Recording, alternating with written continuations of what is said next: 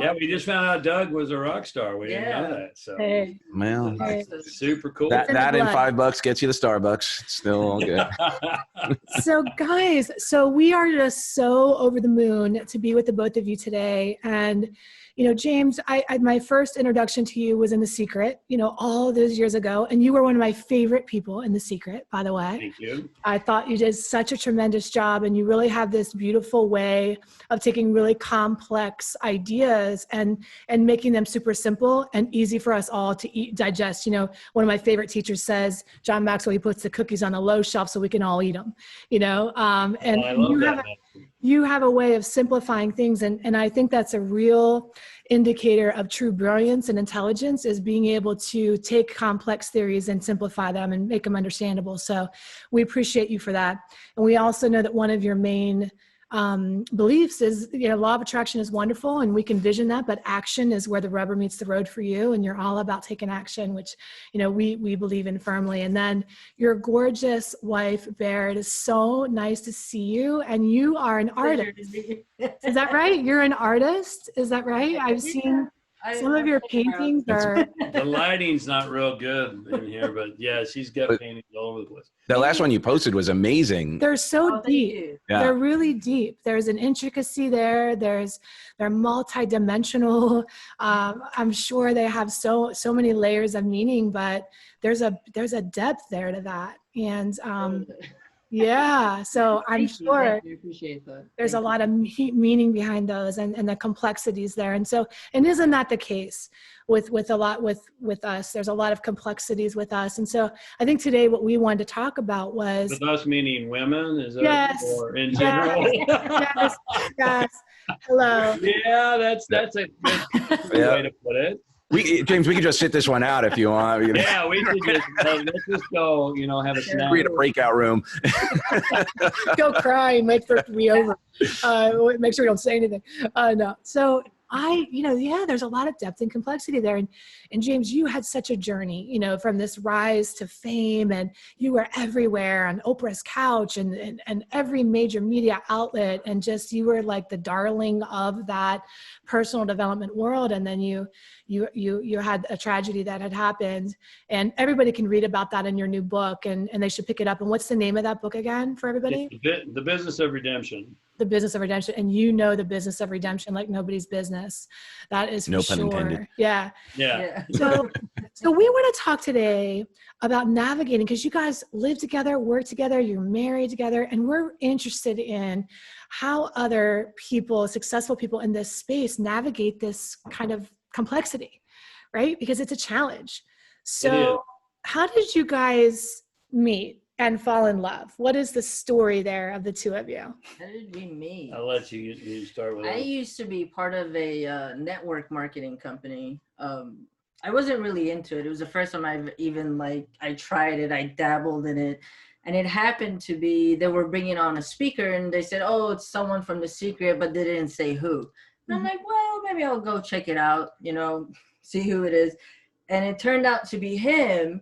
And the message that he was giving on stage was something I've never really experienced before, because he was, he just told it like it is. And he's like, yeah, life's hard. Sometimes it just sucks. And, not you're going to be happy all the time. And I'm like, yeah, that makes so much sense.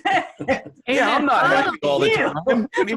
Well, there's such a culture of toxic positivity. So I feel like that's so important when somebody can just go, yeah, it sucks. Sorry. Yeah, it's like you can't just paint a happy face on it and pretend like everything's okay. So and I was attracted to that and I liked it. I'm like, what is this all about? And by the way, let me just interject. That was my very first presentation that I made, coming back from what we'll call my dysfunctional vacation. and so anyway, I was it was very emotional too. Yeah. Oh, I can imagine. Well, and I had no idea what had happened because he was emotional, and I'm like, why? What's going on? What happened? What's the accident? What's wrong? Yeah. So anyway, afterwards, I went home and I looked him up on the internet. Of course, I Googled him, and then. Bad idea. Very bad. Because I didn't know anything about him. And then when I Googled him, I'm like, this is all wrong. Because if you Google him, it's not so nice, you know, what you read. And it didn't jive together, because I met him and I saw what he did. And I'm like, it doesn't mix, you know, what I'm reading. We actually talked too, and Yeah, briefly took a picture together, and so she kind of felt and my energy. It didn't go with what I was reading. So, you know, a couple of weeks I think went by, and then I reached out to him to do some work for him, because I do graphic design and things like that. So I reached out to him and I'm like, you know, if you need some help with your graphic work, some posts, you know, I could do that. And then we met for lunch, and that's kind of how the business. So you guys obviously lived close together in the first place. You didn't travel in, or was it? Sort of. Yeah, he was in LA and I was in like Mission Viejo, Laguna Beach area. Okay, yeah. So it started off as a business kind of thing. Yeah. But when you met him, even though, you know, were you feeling like sparks were flying at that time, or were you just interested in him as a human being, as a person? Well, I had just gotten out of a divorce, so I wasn't. Those radars were not on. Okay. Yeah. And, well, and same for you, James, when you were meeting her, like, was it an instant thing? Like when you guys went to lunch, or, I mean, I guess on some level you're a little bit probably used to people reaching out to you quite a bit anyway. So I'm a little guarded. Well, I was, and yet, like I said, this was me just back from 2 years in prison. So, you know, I was a lot more, it was a lot less than it used to be, obviously. Mm-hmm. And when she reached out to me on Facebook, nonetheless, she said, I want to work with you. And I said, what do you do?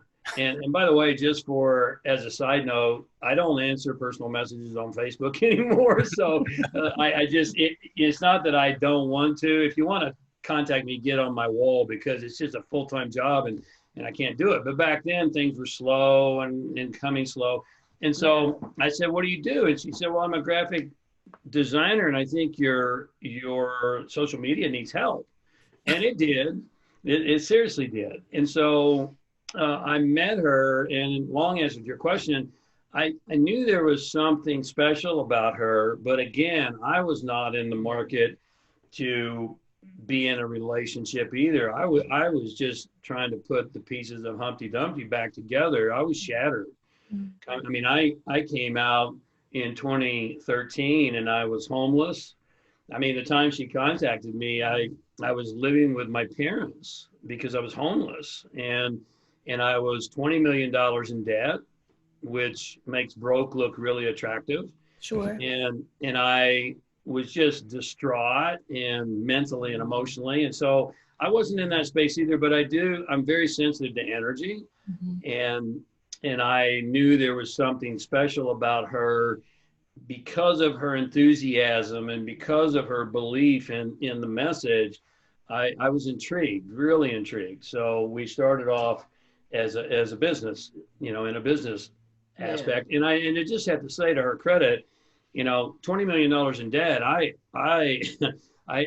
wasn't able to pay her. So she had another full-time job. She had a full-time job working in a dental office, and she did that for 8 hours a day. And she would get up at 4 a.m. and work from 4 to 6 on my stuff, and then work all day long until 6 in the dental office, and come home and work from 6 till 11 on my stuff again with zero pay. And literally for what, 3 years? Just about 3 years. About 3 years. So that's pretty tough to find. Well, hello. Yeah, if you find another one, send them over here. I could use a person like that on my social media. We all could.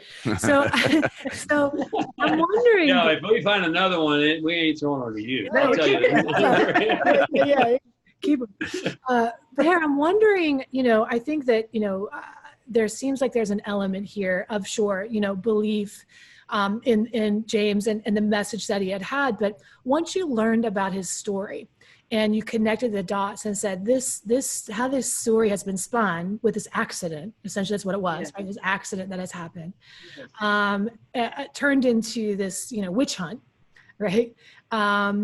You know, and you made that connection, was there an element of you that wanted to kind of restore him and help bring him back to, to his original, his wholeness? Was there a piece in you? Was that part of the drive to get up and do that for free? And what was the payoff for you to do that? Well, there was a lot of the things that he teaches and the way he teaches it, like from what I've heard in the past is like, if you're learning about anything, like it could be physics or spirituality, or what makes you get up and go to be an ultimate performer, it's all just talk.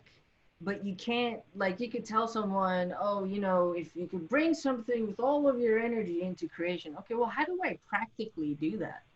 How do you do that? Like, no one tells you how to bring it into practical form and actually make it happen. And he knows how to do that. It's what he's good at. It's what his gift is. So a lot of the payback for me was the teachings too, I was learning from him. Yeah. And and I really did want to see him like get back up on his feet. So that even drove me harder, because I got to know him, and then I won't skip forward to the. Well, that's really smart. That's really smart, because that's like an apprenticeship. That was your apprenticeship, and that's such a great term. And we've lost the apprenticeship mindset in today's world. Mm-hmm. We're looking for fast fame, instant success, simple success, mm-hmm. the magic bullet. And I'm sorry, if you find it, please let me know, because I've lived a lot of years and I've yet to find it. And that's a good analogy. Yeah. And I think it's also important to say, because, God knows how many viewers or who's viewing here today, but I will say, if all I knew about me was what I heard from the media or what I read at the top of Google, I wouldn't like me very much. I really wouldn't. And I also, correct me if I'm wrong, but when you first read that, didn't you have and your family I had some of my pause? Family members come go, are you sure? I don't know. And I'm like, it's okay.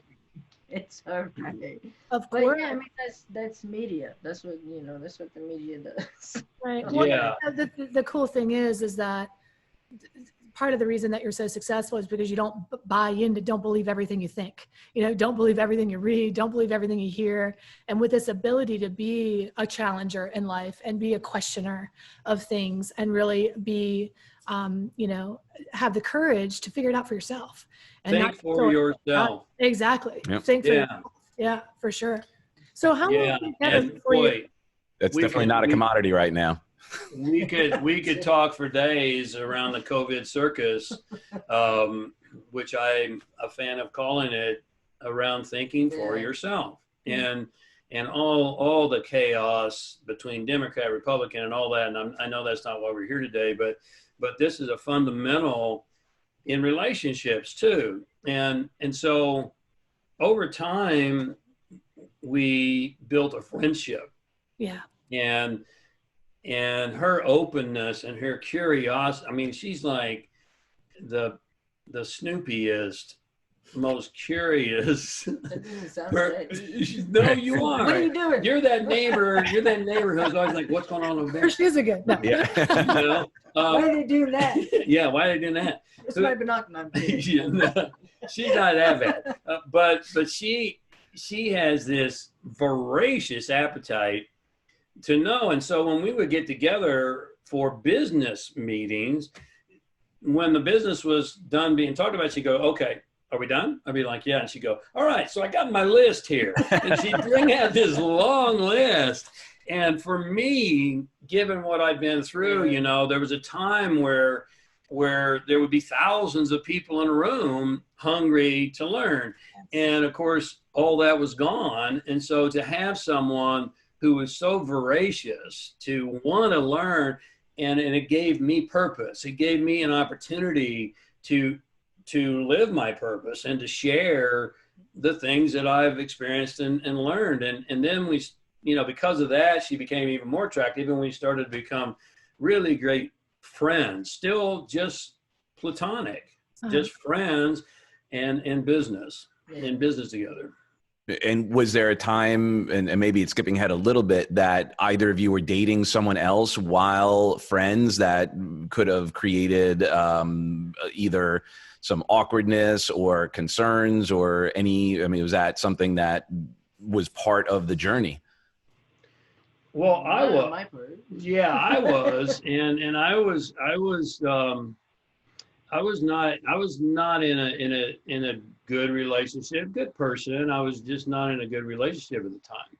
And so again, another reason why neither one of us were really looking for that to happen. And yet over time, the friendship was so solid. And when we began to realize that there was more there, both of us were kind of cautious about that too, because we had such a great friendship and such a great partnership in the business. And one of the things I had sworn to years earlier from a bad experience was I was never going to work with anyone that I got in a relationship with again. Well, you know, never say never, because I didn't want to risk it, because I knew that if it went south, not only would I lose a really good business partner, but I would lose my best friend. And I just, you know, we talked about that. Yeah, we talked a lot about it. Well, the reality is the struggle is real.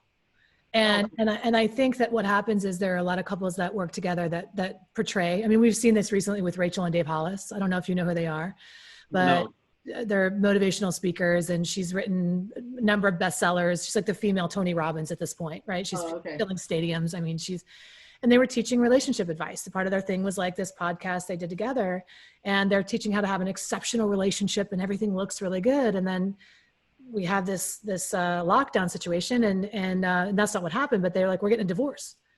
And they had thousands of followers and fans that were like, what? You just did a podcast on how to make out during quarantine. Like, what are you talking about? How do we get well, of course, it wasn't with each other. That was it was make out with other people. Oh, no. Exactly. And therein lied the problem.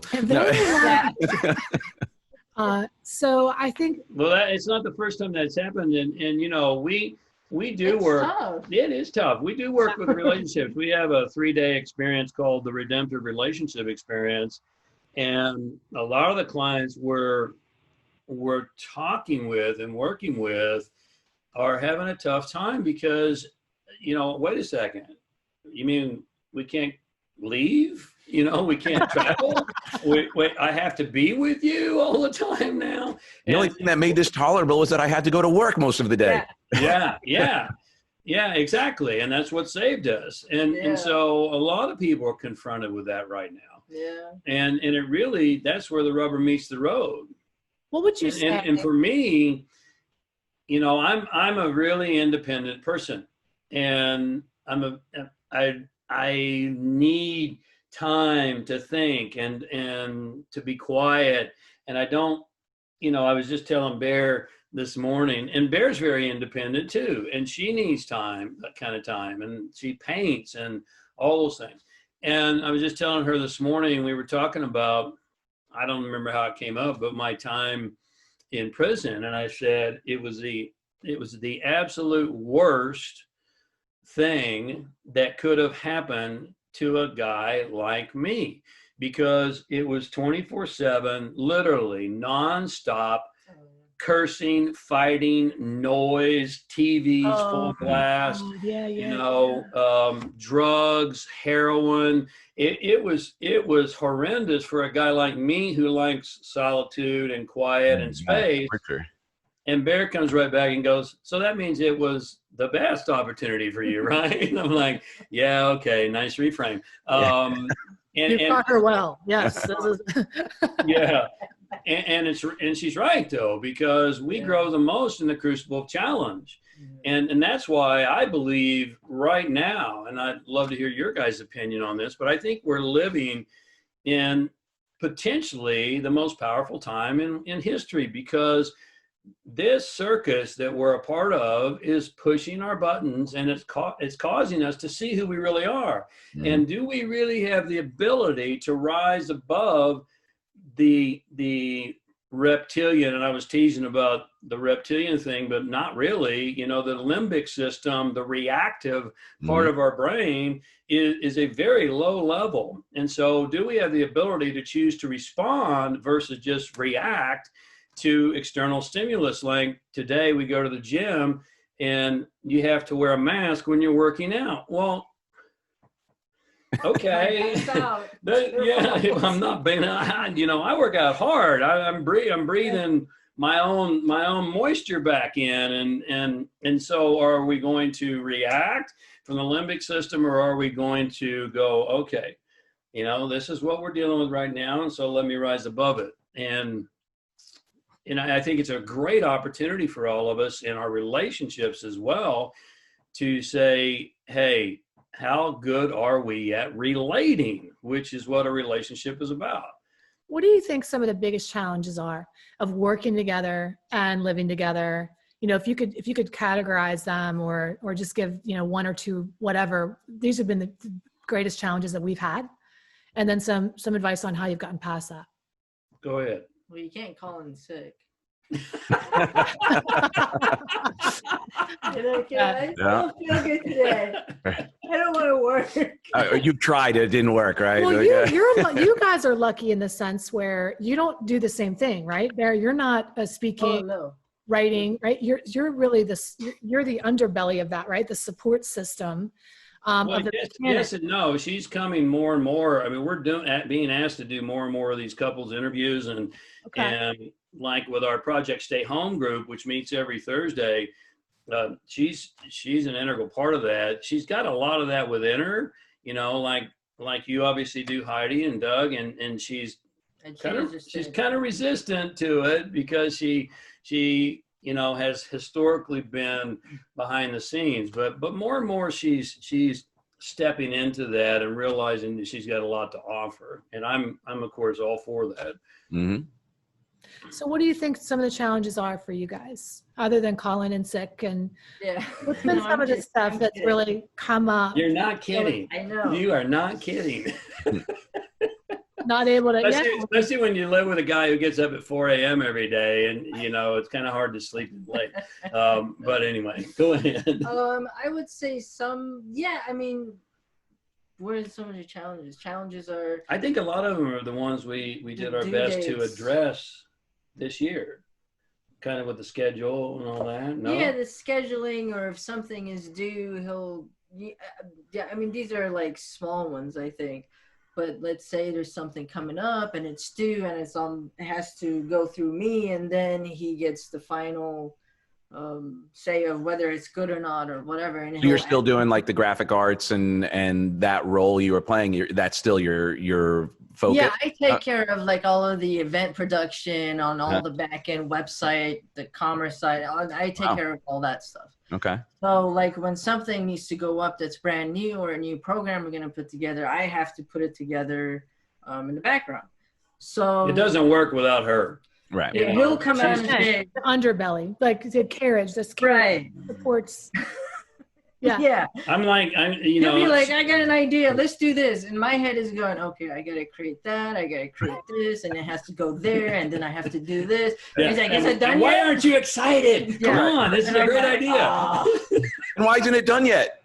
Yeah, exactly. He'd be like, 2 days later, did you get it done? I'm like, are you serious? Yeah. So yeah, that's some of the challenges. So it's a little bit of that dynamic of like, you know, you're supporting him, right? You're in that role. And how do you get out of that? Is there a delineation then between this work role and then wife and husband role? And how do you get in and out of these roles? Do you compartmentalize? How do you navigate that? You guys hats that you put on when it's like, What do you do? Yeah, I think you know, for me, as long as you don't catch me in the morning, I'm good. Yeah, I think for me, it's not a career, it's a calling. And that, I mean, I really mean that. And I'm very clear on what my purpose is and why I'm here. And thank you, Heidi, by the way, for saying that I have an ability to take complex things and make them simple, because that's a gift. And I mean, in the literal term, for whatever reason, God and life and spirit allowed me to come in with that. And I've been able to utilize that. And so for me, I can talk about the things that we do 24/7 nonstop. And True. there came a time, and at first that was okay. At first that was I see okay. the first problem. Okay, good. Yeah, right. Right. At first that was okay, but then it started to be really apparent that it wasn't. And there came a time where she was like, "This is all we talk about," and it sent up a red flag for me, because one of the reasons that I had sworn to not to get into a relationship again with someone that I work with was because it became all about work, and there was no passion and love and connectivity. And so here's what we do. And we just started this year. And we teach all of our relationship clients this, is to have a very structured kind of life. And it sounds simplistic in some ways, but it's really profound psychologically. Yeah. So we get up in the morning and we schedule our time together just like a business meeting. And it's sacred.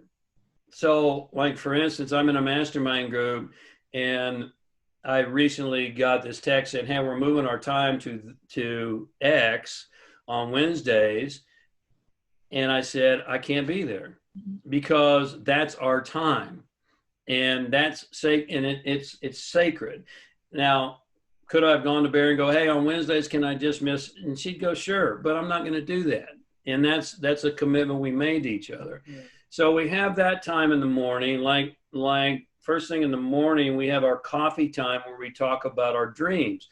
You know, historically, traditions have paid very close attention to their dream time, because it's 33% of our life, let's face it. And there's a lot of metaphors and a lot of messages and a lot of processing that comes through in dreams. So we talk about our dreams every single morning. And You remember your dreams every morning? I'm sorry? You remember them that often that you can chat about them? We do. Wow. And I write them down. I've done this for years, all the way back to some of my training. And I've been blessed to have some really great mentors in my life, 6 major mentors. And one of the things I started doing years and years ago was, if I wake up after a dream, I've disciplined myself to get up and make notes about it. I used to do it in a journal. Now I just do it in an Evernote file really quick. So I'll remember it, because obviously you forget by the time you wake up again. And I'm really disciplined in doing that. Now Bear, she's a full on steroids. on steroids. She's a full on dream weaver. Her dreams are like full scale movies. Well, your literally. paintings look like Attire, so that makes sense. You know, her paintings are like a dream. Yeah. It's as complex, Heidi, as her paintings, as you were referencing. They really are. And they're just phenomenal. And some of them she's very intuitive, and she has a lot of gifts that are becoming more and more pronounced. But some of them are very prophetic as well. And so, we talk about that in the morning. And I won't go through every single part of our day, but we work out in the morning every day. We don't lift weights every day, but 3 days a week we lift weights. On Monday, Wednesday, Friday, Tuesday, Thursday, we swim, or she runs sprints, and I watch, because I wouldn't run if my house was on fire. But I mean, we have that schedule, and that morning time is ours. And then we shower and we get dressed for work. Now, if you've seen videos of us, you know, she's rare today because she has on a white t-shirt, but very often she'll have on a black t-shirt too. And people sometimes ask me, "Why do you always wear black?" Well, because I have about 25 of these, and I don't want to waste time thinking about what I'm going to wear. I want to save that time so I don't have decision fatigue, which is a big phenomenon, that I'm wasting energy on deciding what I'm going to wear. I just want to go in the closet, and it takes me all of about 30 seconds to decide what I'm going to wear. And we get dressed for work. And this is our work attire right now. So we have a very full day today, and normally we shut off, because we start at 4 a.m., we shut off around 2. And then we run errands and go grocery shopping or what? It varies. It varies. Yeah. But like today, I have this Matrix interview at 5 o'clock, and she's going to be a part of that too. But here's what we'll do. As soon as that's done, then we literally go and change clothes, and we get into our after work clothes. Which is a black shirt. A black shirt and A black shirt. my black boatneck shirt that has writing on it, and my sweat shorts instead of my dress shorts. Yeah. But literally we methodically do that every single day. Yeah. And now, and psychologically, that flips a switch. And our offices are upstairs. You're with us in our upstairs right now, and we don't come upstairs anymore. We're done. And we don't, we're not a slave to our phone and all of those things. And we haven't always done that, because prior to, when it was all about work and it was going that direction, we were working 7 days a week, 16-hour days, just non-stop. We'd eat dinner, we'd go back to work. And this was as hard for her as me, because she's got this big drive for completion. And one of the things I had to really help her with is, hey, it's never going to be done. All right. There's always going to be something to do, and it's never going to be done. So just learn, you do enough, and you start over tomorrow. And that's a tough one for her. But hopefully that helps in relationships for the viewers, for us to make that delineation. Here's work and here's personal. It's really made a big difference for us, and we just started that in 2020. So, what's interesting about your dynamic is that it started out as an apprenticeship, really. It's like Yoda was on the hill, okay? And the Jedi came to learn, right? And the Jedi's like knocking on the cave, and you're like, I will come out for you, okay? And so you come out and you teach the ways, and that's an amazing thing. But there's certain are you? Yeah. There's you what cannot be done. Hear you nothing that I say. Anyway, sorry. So there's this intense admiration, respect, right? Which are all the wonderful things that can make a relationship thrive, especially with this balance of masculine and feminine within us, right? This duality within us.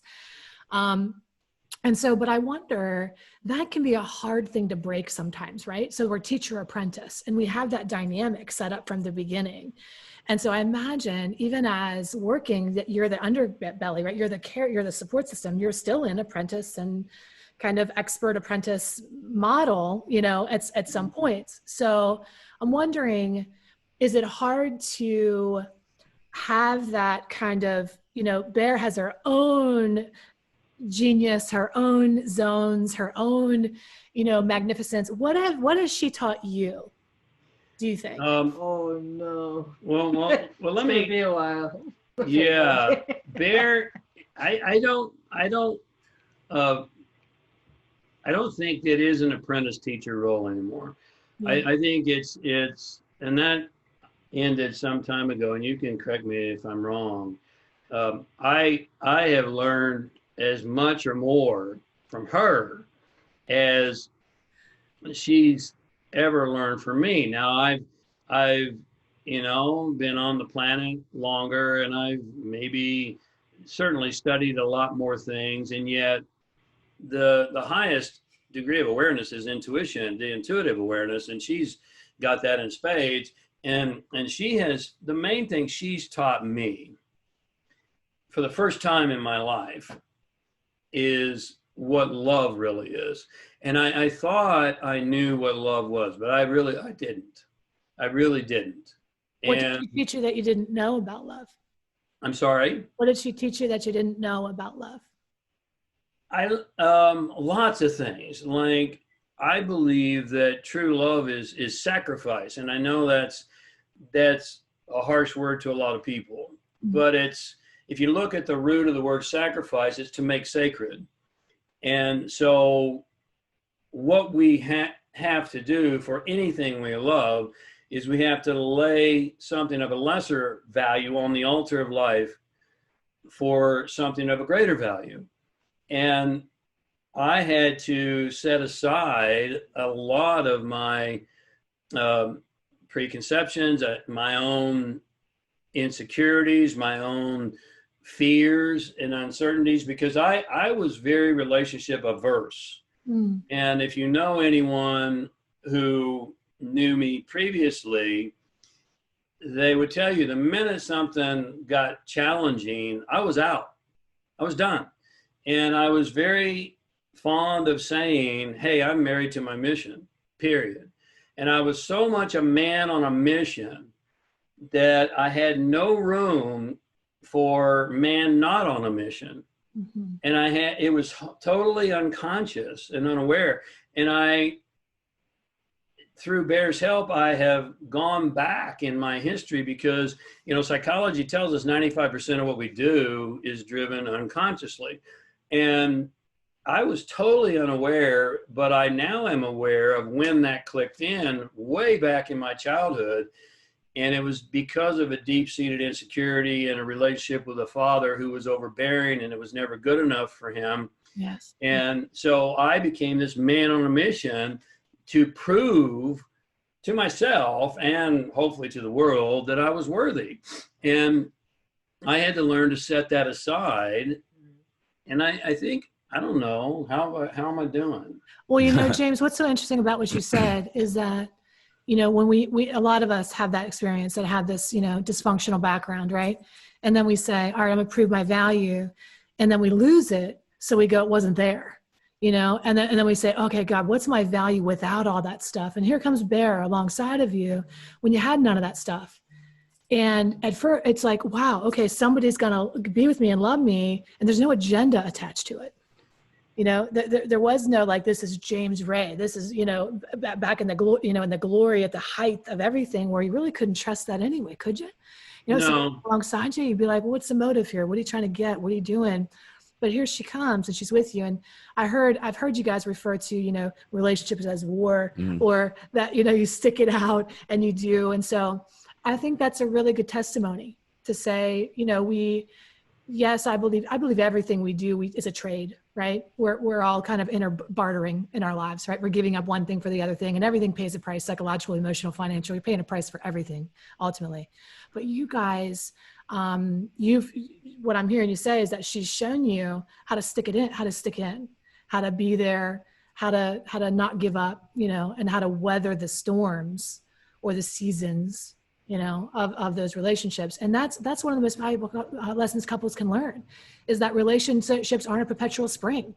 It's not all rainbows and sunshine all the time, right? There's winters, it's dark, it's empty, it's barren, it's cold sometimes, and how do you weather those storms? Yeah. And I think the great, sorry, Doug, I didn't mean to interrupt you. Oh, no, go ahead. And then I'll follow up with the question. I was just going to say the great opportunity there for me is that, again, having enough background and understanding how the mind works and psychology and projection and all those things, is that all the things that I used to just run from had nothing to do with the person I was running from. Right. It had to do with me and the things I was running from inside of me. And that was a great lesson in prison. I mean, we learned some of our greatest lessons, if we're open, during our darkest times. And hopefully that's inspiring and for some of the viewers here, because we're in some dark times right now. And when I was in prison, there was nowhere to run. When I was in pain and angry and miserable and in solitary confinement right next to death row, because I was so dangerous, I guess, who knows, but I was literally, in misery, and there was nowhere to go. There was no books, there's no pad, there's no pen, there's no radio, there's no TV, there's no conversation, just me, four walls, and God. And I learned to sit with it and to be with it. And, the relationships are great in that too. I've said for years, I believe that the Zen of the Western world. you know, because it's really easy. We're talking very Taoist right now. You know, it's that Lao Tzu, do you have the patience to wait till your mud settles and the right action arises by itself? You know, that whole Taoist philosophy of just sitting still, you know, stillness. Yeah, and just You being really with mastered that where you were, that's for sure. Yeah. and what you realize is that everything in this third dimensional reality is temporary, and it'll dissipate. Mm-hmm. If you won't resist it and you don't fight it and try to avoid it, just be with it and it'll dissipate.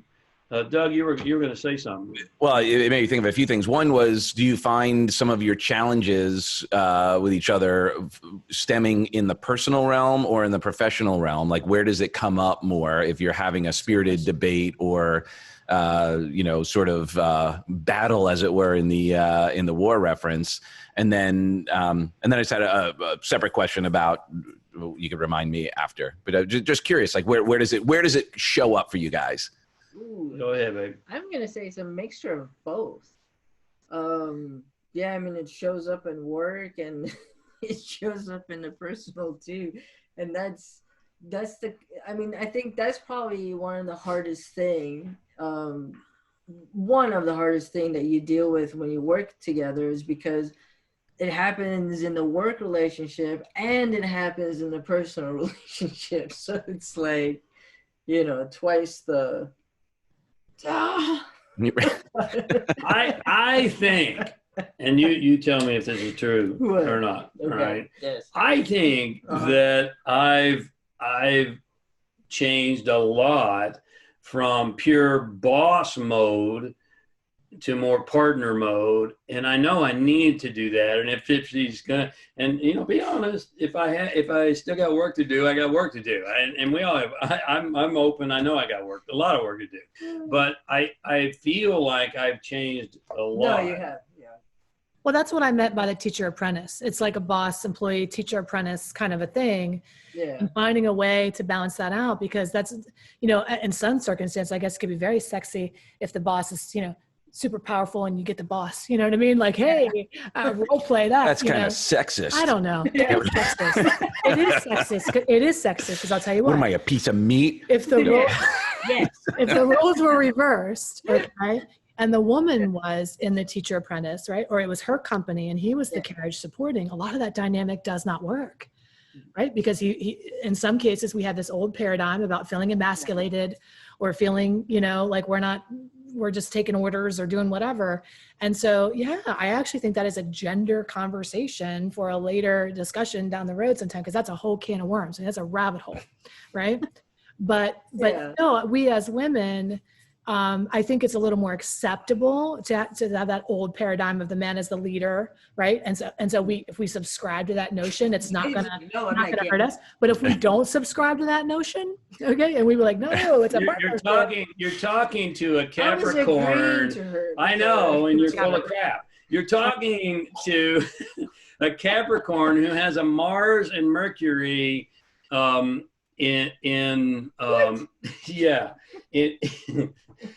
Aquarius. And if you know anything about astrology, this is not a woman who takes guidance.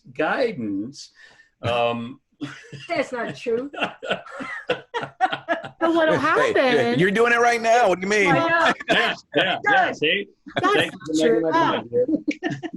So that could create some kind of potential, challenges, right? She's a very, very strong woman, and that's part of the attraction too. Because if she wasn't, how boring would that be? You know?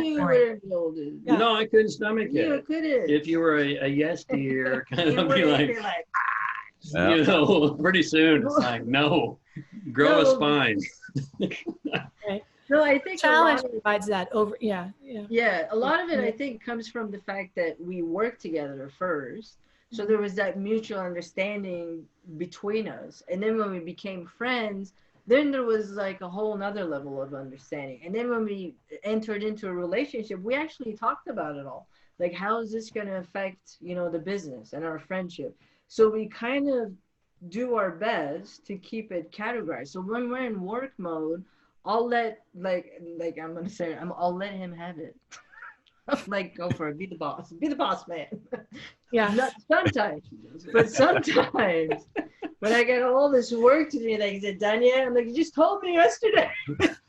Right. Well, Like it you took me said, really, I thought of it really quick. It seemed done in my head. You seem Yeah, yeah, you said something so brilliant, Bear. And I think this is really the ticket and the secret is that a lot of us want this charged up, right? When I asked you guys, oh, did you have this connection or spark when you first meet? And a lot of times when we have this really intense connection when we meet somebody, it's a trauma response. It's actually not chemistry.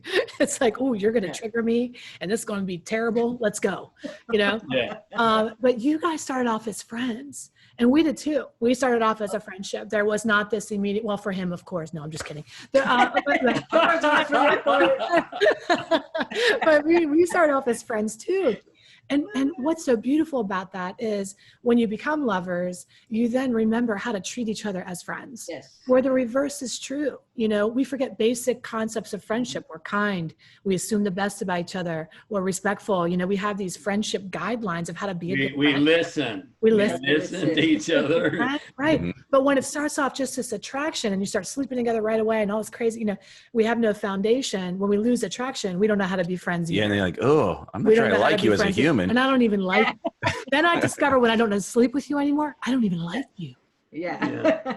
Right? Yeah, and that's called unfortunately That's called called majority of humanity. That's called majority. Yeah, most of relationships, and if you look at and based on our experience, and this is going to seem a little crass, and some of the viewers are going to maybe take offense, but it's my experience over years and years of experience is that most relationships get together for two reasons: out of proximity and lust, and we call that love. Proximity, well, they're in the same town, you know, and We work together. we work out of the same gym, and oh my God, you know, and then lust, she's so attractive, or he's so handsome, or whatever, and that's always going to wear off. I mean, we were just talking about this at breakfast this morning. Yeah. She said, you know, eventually you don't even notice the outside. You just see their mouth moving. You're like, why? Yeah. I'm not here. And I had to check in and go, wait a second, are you talking about me right now? She's like, no, honey, because your insides are beautiful too. And I'm like, oh, thank you. Thank God. But you know what she's talking about here. And I've had that experience where, you know, there's a beautiful auto sitting in front of you, or this vehicle, but the insides is like, no. And the beauty starts to wane, and it's always going to do that eventually. Yeah, it always does. And all the dopamine and PDA and all the neurotransmitters of well-being, you know, within 7 years, research actually shows, I mean, first 6 months it starts to go. That's why they call it 7-year itch, because in 7 years, like all of that kind of newness is gone, you know, is just all but gone. And you're just left with what is. And, you know, it's a real lesson in loving what is, right? And having that start as a foundation.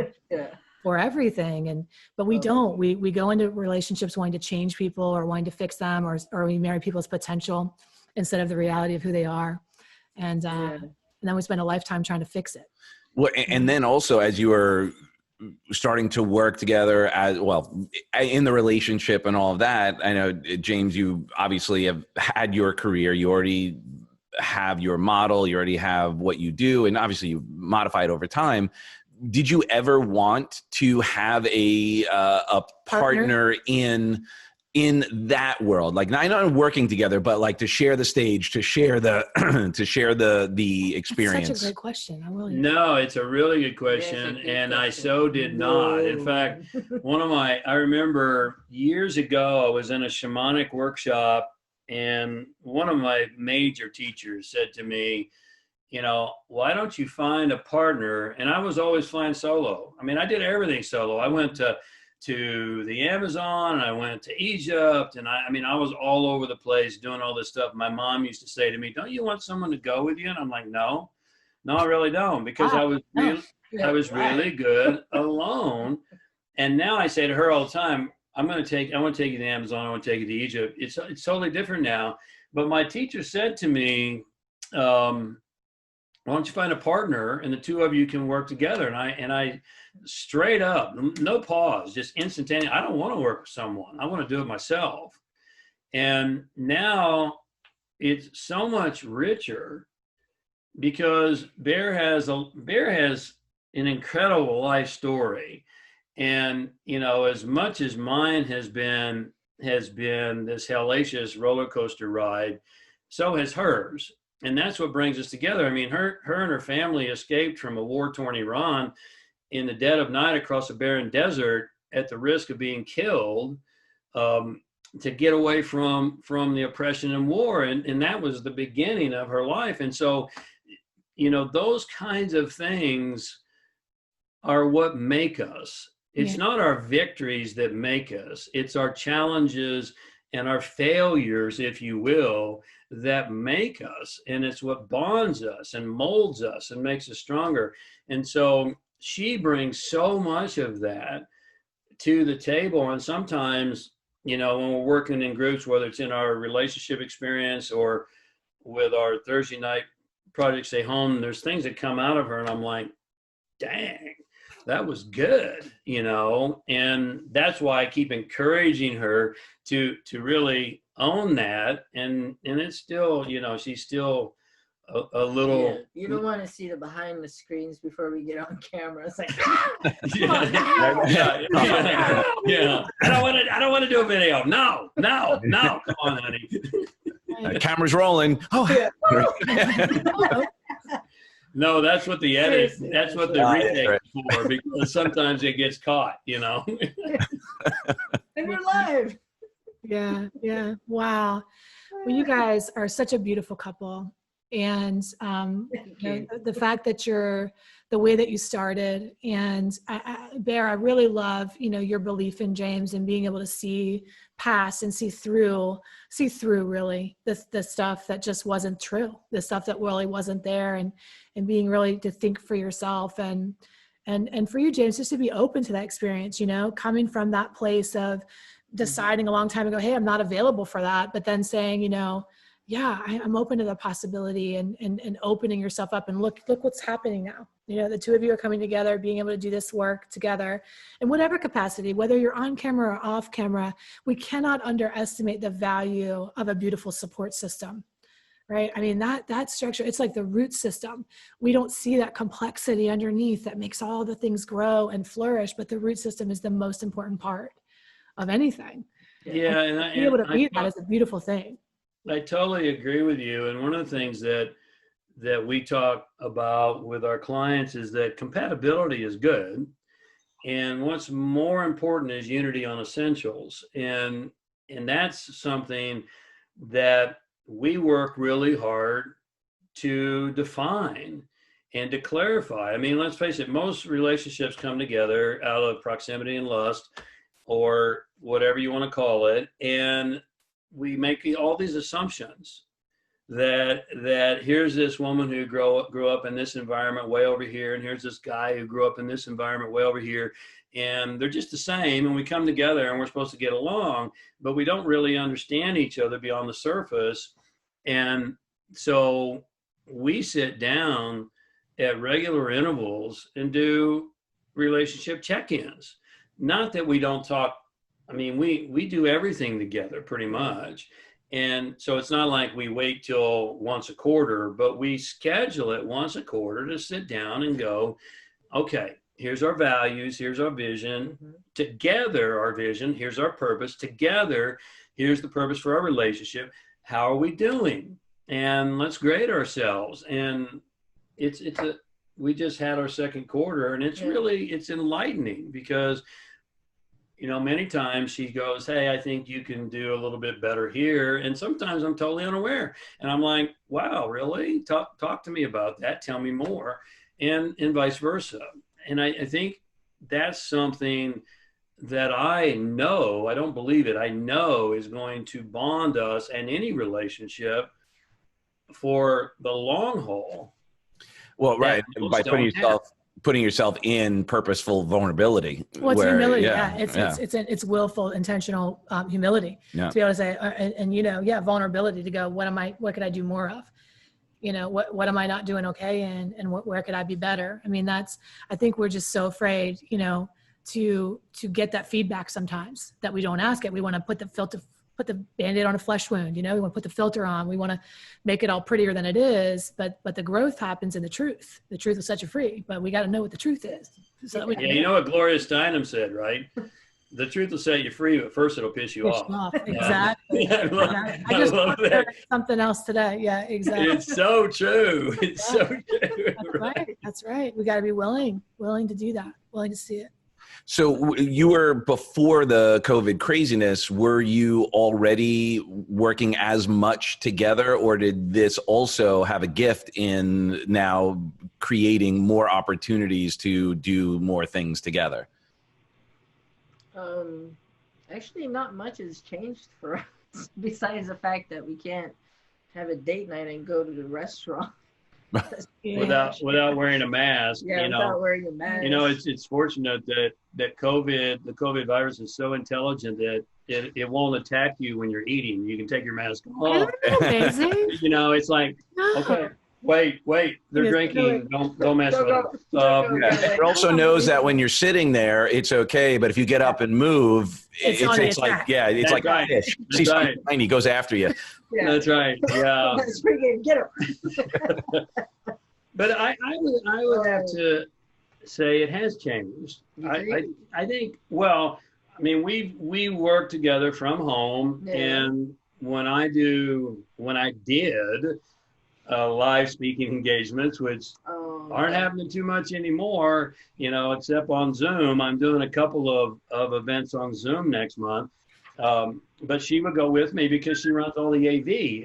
And when we do a presentation together, it's like, it's a production. I mean, there's video and there's music and there's exercises and interactive and et cetera, and very experiential.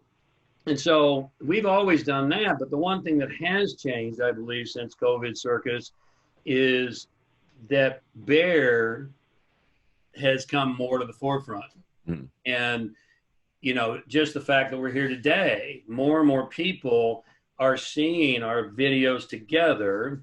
And I mean, let's face it, I'm much more likable with her than by myself. I mean, it's pretty obvious why. And of course I'm partial, and yet more and more people are requesting those things. And so I don't think it makes you more likable, by the way. I don't think it's your likability. I think it is your vulnerability. Yeah. So when you're teaching, James, you're in the zone, man. You are the Jedi on the Sermon on the Mount. You are going. You can't touch you. You are in there. But, you know, people are really curious about what's behind the curtain. And so you make the Oz visible when you're with Bear, right? So now we can see into your intimate life. We can see behind the curtain. We can kind of see, and people are curious about that, right? How do you interact? And I imagine some of your reluctance to work with somebody was part of that. Like, hey man, I know what I'm doing. I don't need anybody to come alongside of me and kind of slow me down. You know? What if you toss me the ball, but you don't toss it right? Well, right. Would you be quiet, please, so I can finish saying what I know needs to be said. But you know, I tend to be very intense, and you know, one of the things my family, who loves her, by the way, says continuously is, we love Bersaba so much because this is my mom talking, we've never seen you laugh as much as you do with her. And they're right, because for me, I've always been this man on a mission, and I'm so intense. And even when I'm teaching, I can be really intense. And so, you know, she's lightened me up a lot. Okay. So that's exactly it. Like you and I are a lot alike, James, with our teaching and our philosophies. And one of the things is, it's like, I'm always giving people that pill, you know what I mean? The truth. And it's like, even dogs need freaking peanut butter on the pill sometimes, right? Like you can't, you know what I'm saying? Like you can't like just cram it. It's like, here's the truth, damn it, eat it, you know? And Doug helps with the peanut butter too, right? He helps like, hey, he's so fun and engaging, and he has, you know, and you have a lot of those qualities, and you have that truth too, but he knows how, he's an entertainer. So he also has that background of how to, you know, studied a lot of wrap things up, NLP, so I make 'em nest my fun. loops Yeah. appropriately. I'm like, let's just get to it. Just cut the shit here. You know what I mean? Here's the thing. Let's go. Yeah. Just do it, damn it. Come on. Are you going to listen or not? Let's put a little velvet on that hammer. Come on. Doug says, put some velvet on your hammer. That's what he said. Yeah, I'm like the scalpel. You know, That's you go pretty into a good. surgical room, there's a scalpel and a sponge, and both are needed. Well, you can figure out which is which in this. Yeah. You know, there's like Clean up the blood with the scalpel. They're like, yeah, the scalpel's like whack, whack, whack, whack, and the sponge is like, it'll be okay. yeah, we call it that. Yeah, I had a psychologist as my supervisor for a while, and he said, you know, you're learning the slap and soothe. You got to get a little better to soothe. You got to slap down. You need to soothe. Well, and a lot of stuff when we would work together, that's sometimes the way it would be. She would be in there slapping, and then I would be coming around soothing by doing the reframes, doing the, you know, like put a new perspective. Pick it up. Here's a tissue. Well, it's not quite like that, but I'd come in with a nice story with a nested loop in there, so they go, okay, all right, and then come back. You're right. So great. You guys are so wonderful for taking time to be with us today. And so tell us how we can find out more about this relationship course. Is this ongoing now? And what do you guys have to offer right now for people that are watching? It's back on now because it's an interesting journey. We did our very first one, and we saw this big need. I mean, let's face it, most relationships end in divorce. It's just a fact. And so we saw this big need, particularly in today's world where everyone romanticizes working together. And then they realize, it's not so romantic in all cases. And so in January, we did our beta, and we had one couple, and we decided we were going to do 5 couples at a time. And we had one couple for 3 days. And when we got done, we were spent. I mean, we were just exhausted. And so on the 3rd day, we said to the couple, hey, you know, we were planning on doing this with 5, and they knew it was a beta.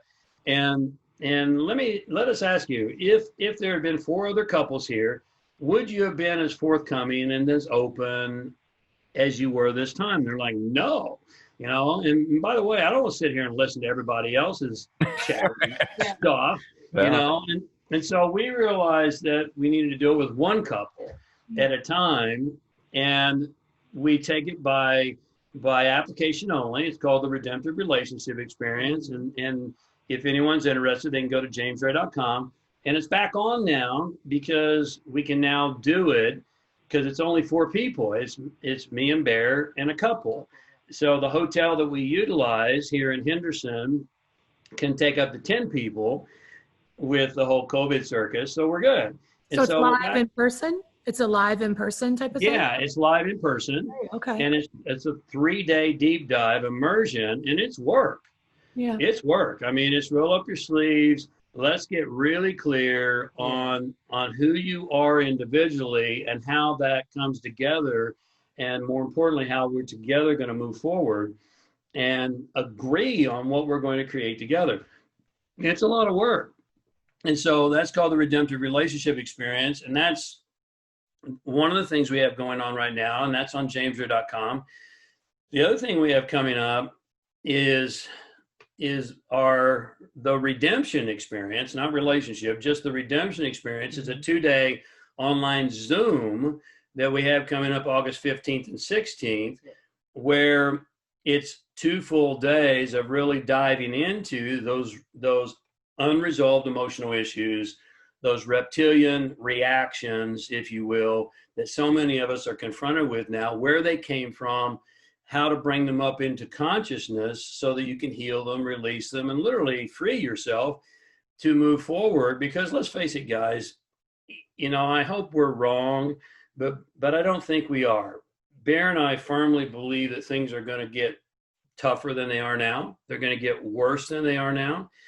And if we don't have the mental toughness and the emotional strength to see it through, we're gonna melt down and we're gonna fold. And so the internal game always drives the external, and the redemption experience is all about how do I get my head on and get ready, because we predict it's not going to let up for sure until 2021, because we've got an election coming up, and it's just going to continue to get crazier. And so that's called the Redemption Experience, coming up August 15, 16 on Zoom. And that's on jamesray.com too, under upcoming events. And then the final thing that we're really doing, of course, we both do coaching, but the other thing that we do that we started just since COVID crazy came out is something called Project Stay Home, which I've alluded to a couple of times. And this is a ongoing live coaching with both me and Bear every single Thursday at 5 p.m. Pacific Standard via Zoom. And we had that program prior to the COVID circus, but when it happened, Bear and I sat down together and we said, how can we give people something that supports them during this crazy time and really gives them what they need? And we said, let's take what was called the Ultimate Performance Forum. And that was a program we had where you could get coaching with me once a month live, and you could just dialogue and ask me anything about anything from spirituality to business and everything in between. And we record all those and we put them into an online library, which has over 200 hours of already coaching sessions there, but it's live coaching that was happening. And we said, let's take that and let's make it better. And so that was once a month for $97 a month. Barry said, let's do better than that, because a lot of people are going to be doing a lot of binging on Netflix and all those kind, right? Yeah. And so let's make it the same as HBO and Netflix. And I'm like, what? And she's like, yeah, seriously. So literally what we did is we took it from 1 time a month to 4 times a month, 4 live sessions every single Thursday, every single month. We record them all. You have access to all the recordings, and it's only $13.97 a month. And you get a live hour and a half coaching session with both of us. Okay, that's just stupid cheap. Okay, Yeah, so first of all, if you're listening, stupid cheap, it is. Do that, there's something wrong with you. Okay, listen. Yeah, go do this. I think we'll do it. We'll see you Thursday night, guys. I mean, that is so, we'd love to have you guys. You could bring some value to the group, and the group is off the hook. Let me tell you, the group is cool. It's off the hook, and we're doing things like watching The Matrix together, and we just got done doing a whole deep dive into the movie Inception and lucid dreaming, and we're drawing. Bear has brought her artistic ability, and we're having people do mandalas instead of notes about what they're learning. They're doing mandalas, and we have this online group that everyone's posting in, and it's a heck of a lot of fun. It really has brought a breath of fresh air for us as much as for the participants, and it's a great networking group, and it's growing. We have people from Europe, and we have some people that get up at 2 a.m. in the morning to be on the live session, even though they could watch the recording. So anyway, that's the 3 main things. Knowledge, right? There's so much to learn. If somebody doesn't do this group, like I said, they just didn't hear it right. Okay, they can watch it on repeat, go back, rewind, listen to what we said again. Yes, it is that stupid cheap. Go do it. How do they sign up for that right now? Where do they go? Go ahead, Bear. jamesray.com store, and it'll be the first item. Yeah, you buy this right now today. Security store. Project Stay Home, and you get immediate access to the library and to the online group, which is members only. Yeah. And I mean, we have never had a group this fired up. And maybe it's the times, maybe it's the individuals, maybe it's all of that. Yeah. But like, when a new member comes in, Bear goes, I want to introduce our new member, so-and-so. And, 65 plus people will go, hey, welcome. Well, I mean, everyone's like super active in the group, which we've really never seen that before. And it's a lot of fun, and it's been powerful. people have made some major breakthroughs. Well, and That's it's great. so refreshing that there are people who are still willing to like be on the path, because there's plenty of opportunity. The circus, which people don't like, they think it's for your own good, your own health. Watch the news and get glued to that, and then next thing you know, their brain is rotting.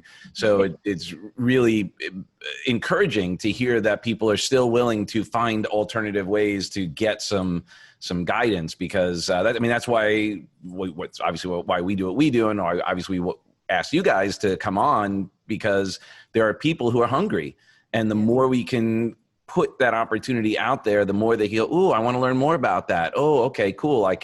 There are other ways to find peace, to find a breakthrough, to connect, right? And meet other like-minded people, which is, in a world that right now we're forced to stay home, we might as well connect with another person who's like-minded than connect with our pain watching the news, and then connect with our pain more deeply on social media. Go, see, that's effed up. Yeah.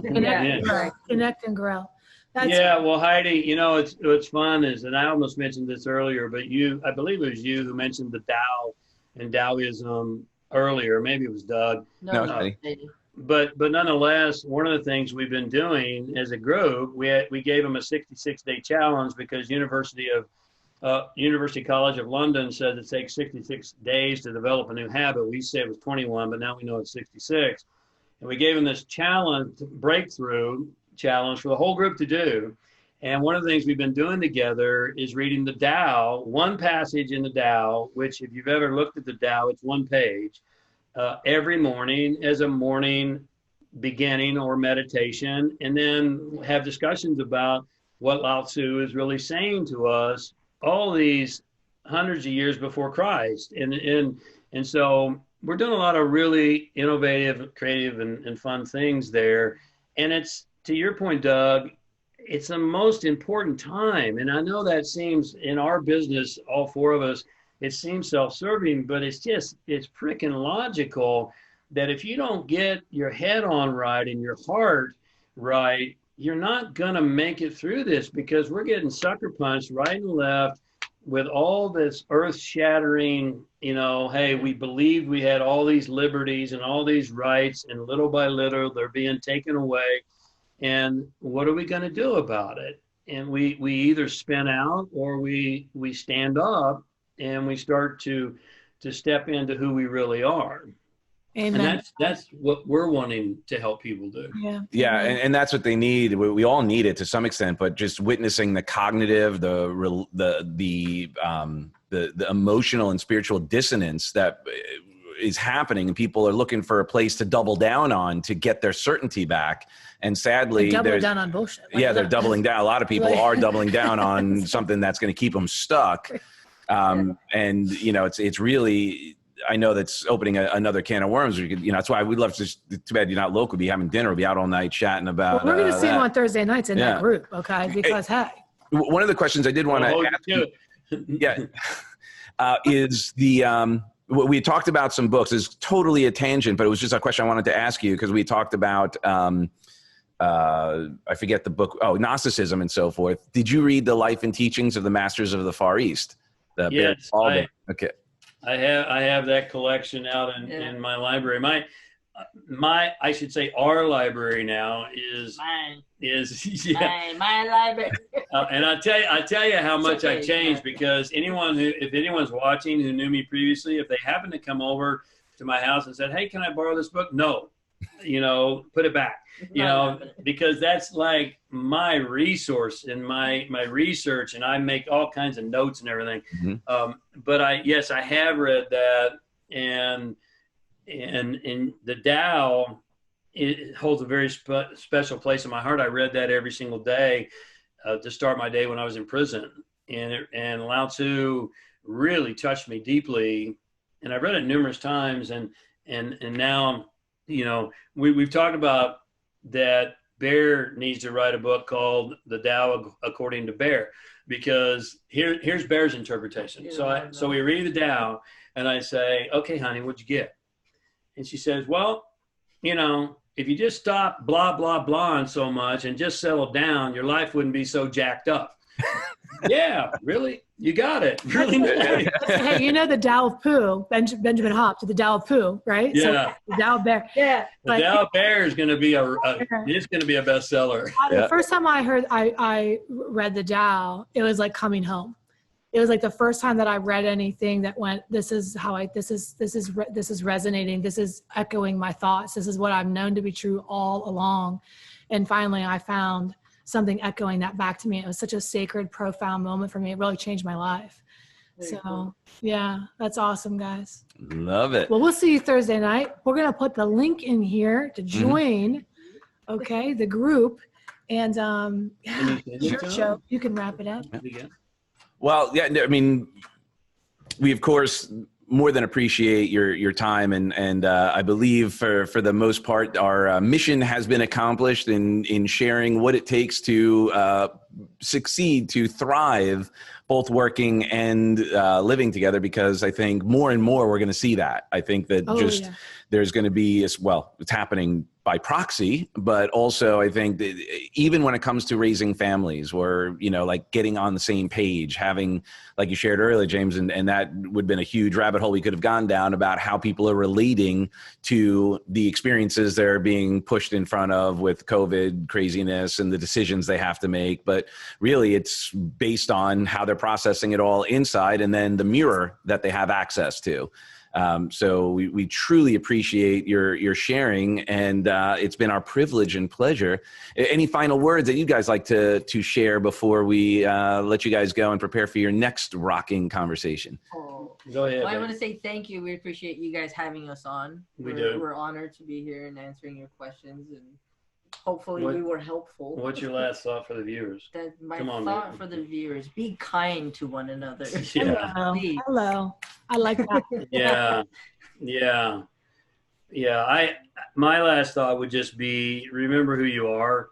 You know, an idea is like a virus, and it spreads very quickly, and it can either create you or destroy you. And one of the big problems that we're confronted with right now is believing that this third dimensional reality is what's really real. And there's so much more to you than that. You're not a physical body. And part of the big fear virus that's going around is, oh, I might get a virus and die.